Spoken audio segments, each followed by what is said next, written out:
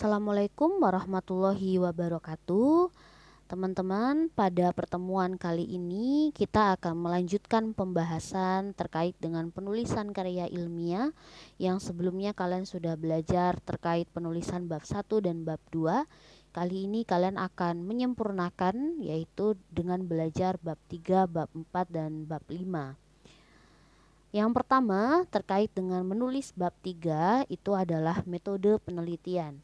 Pada metode penelitian itu kalian harus menulis beberapa subbab di dalamnya, atau kalau tidak ada subbab maka dia bisa menyatu jadi satu di dalamnya gitu ya. Sebenarnya metode penelitian itu apa sih gitu ya. Metode penelitian itu merupakan cara-cara yang ditempuh untuk mencapai tujuan penelitian. Jadi kalian ketika sudah merumuskan beberapa rumusan masalah itu kan harus diselesaikan ya, harus dipecahkan. Nah, metode inilah pisau bedahnya atau pisau untuk memecahkan masalah itu. Nah, untuk subbab-subbabnya itu apa saja? Yang pertama adalah rancangan penelitian, lalu ada lokasi penelitian, kemudian data dan sumber data, ada juga teknik pengumpulan data dan teknik penganalisisan data.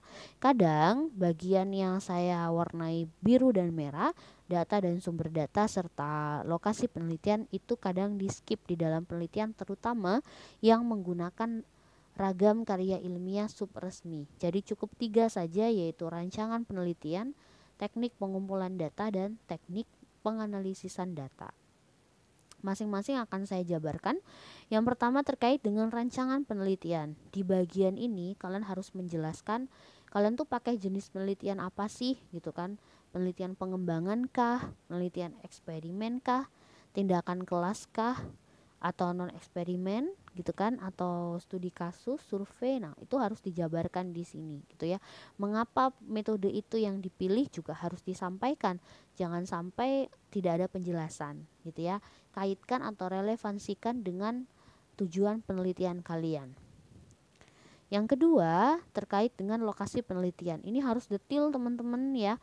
Biasanya kalau kalian mengerjakan skripsi itu ada surat pernyataan gitu ya, bahwa kalian benar-benar melakukan penelitian di sana gitu, atau surat tanda terima bahwa dari lokasi penelitian itu bahwa penelitian kalian sudah dilakukan. Nah, ini jadi harus ditulis lengkap ya, detail alamatnya. Terus data dan sumber data. Nah, ini sudah saya berikan ya contohnya bagaimana cara menulis data dan sumber data. Tinggal dituliskan aja gitu ya. Tapi yang perlu kalian pahami adalah terkait dengan jenis data itu ada 2 tipe, teman-teman. Jadi ada data primer dan ada data sekunder. Kalau data primer itu adalah data yang paling utama gitu. Ibaratnya dia menyumbang menjawab masalah penelitian itu hampir 70%. Itu namanya adalah data primer. Data sekunder itu hanya pelengkap saja untuk menyempurnakan kekurangan dari 70% itu, yaitu 30%. Itu namanya data sekunder. Selanjutnya teknik pengumpulan data, teman-teman ya. Teknik pengumpulan data ini termasuk bagaimana sih gitu kan pengambilan data ini diambil gitu ya. Tekniknya apa aja? Nah, banyak ya.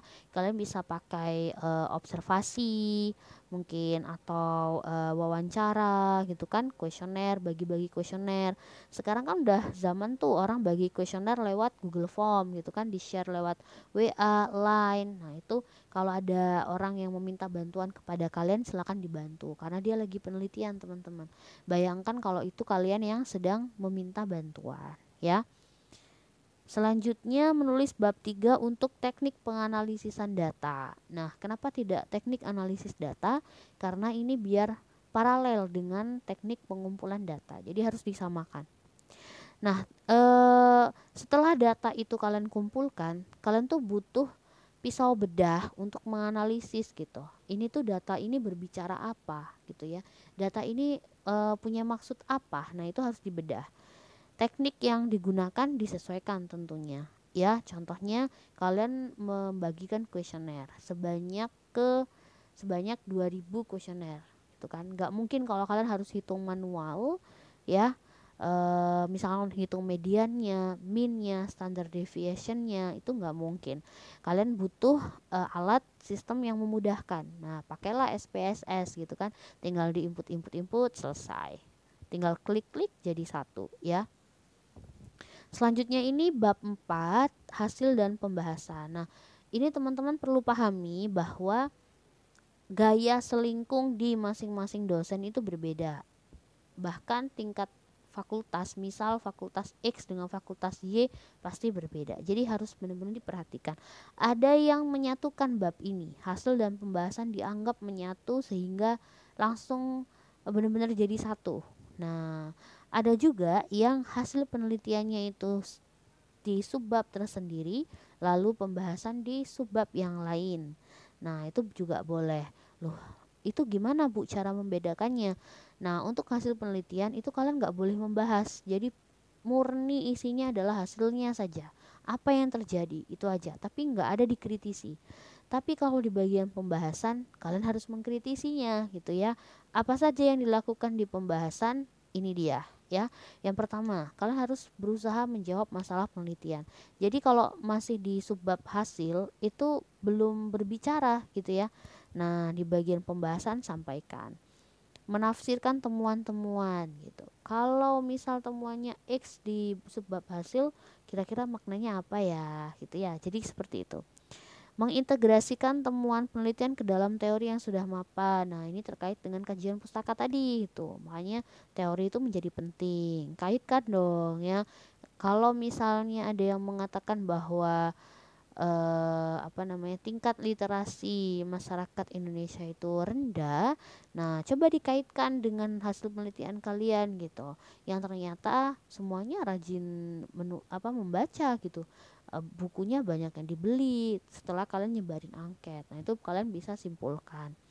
Modifikasi teori yang ada atau menyusun teori yang baru. Silahkan. Kalau memungkinkan dibikin teori yang baru. Kalau tidak, silahkan dimodifikasi gitu ya, atau diperbarui, ditambah sana sini, itu boleh.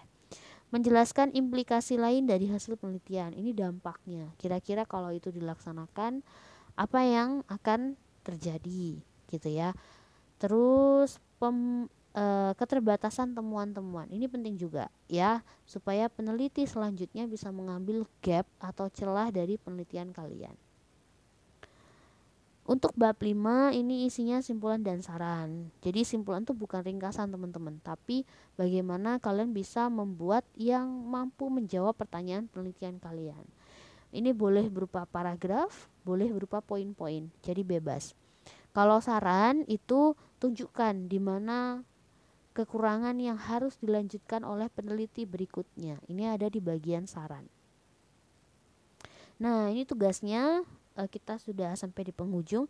Yang pertama untuk presensi kehadiran. Nah, ini silakan berikan tanggapan terhadap materi yang tadi sudah saya jelaskan terkait bab 4, bab 3, bab 4 dan bab 5 ya. Tanggapannya silakan dikirim di komentar YouTube. Masing-masing orang harus mengirim ya. Nanti ketua kelas akan mempresensi siapa aja yang sudah hadir di momen YouTube itu ya. Dan ini yang dihitung hanyalah di jam perkuliahan. Jadi kalau kuliah mulai pukul 7 sampai pukul 9.30, maka yang dinilai adalah yang memberikan tanggapan dari pukul 7 sampai 9.30. Selebihnya dianggap tidak hadir ya, karena tidak menyimak di momen di jadwal kuliah berlangsung. Lalu kemarin kan tugasnya sudah nulis bab 1 ya, sudah saya kirimkan feedbacknya. Silahkan kalian sekarang mulai menulis bab 3 terkait dengan penelitian kalian. Kira-kira mau dibawa kemana itu penelitian, mau dipecahkan seperti apa gitu ya. Loh, yang bab 2 gimana Bu? Nah, yang bab 2 nanti silakan bisa kalian cicil dari sekarang. Itu harus dilengkapi bab 2-nya dan dikumpulkan sebagai tugas pengganti UAS nanti ya. Jadi silakan mempelajari umpan balik paragraf, ejaan yang sudah saya sampaikan supaya bab 2 kalian itu bagus, lalu terbebas dari plagiasi gitu ya.